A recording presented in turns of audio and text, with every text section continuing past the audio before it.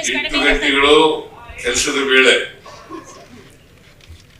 8 ಗಂಟೆಗಳು ವಿಶ್ರಾಂತಿ,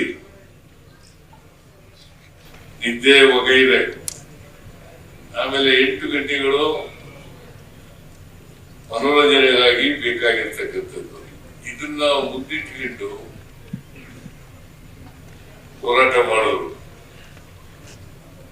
ಅದಕ್ಕಿಂತ ಮುಂಚಿತವಾಗಿ ಸುಮಾರು 14 ಗಂಟೆಗಳಿಂದ 18 ಗಂಟೆಗಳ ಕಾಲ ಕೆಲಸ ಮಾಡಬೇಕಾಗಿತ್ತು ಕಾರ್ಮಿಕರು. ಅದಾದ್ಮೇಲೆ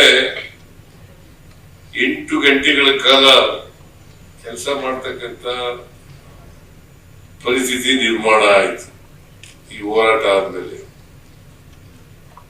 ಆ ದಿನವನ್ನೇ, ಈ ಹೋರಾಟದ ದಿನ ಇದೆಯಲ್ಲ, ಕಾರ್ಮಿಕರ ಹೋರಾಟ ದಿನ ಇದೆಯಲ್ಲ, ಆ ದಿನವನ್ನೇ ವಿಶ್ವ ಕಾರ್ಮಿಕರ ದಿನಾಚರಣೆ ಅಂತೇಳಿ ಆಚರಣೆ ಮಾಡ್ತಾ ಇದ್ದಾರೆ.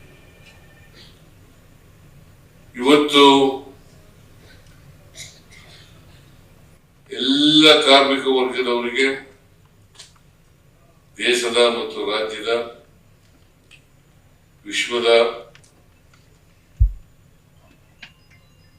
ಕಾರ್ಮಿಕ ದಿನಾಚರಣೆಯ ಶುಭ ಹಾರೈಕೆಗಳನ್ನು ಮಾಡಲಿಕ್ಕೆ ಬಯಸ್ತಾ ಇದ್ದೇನೆ.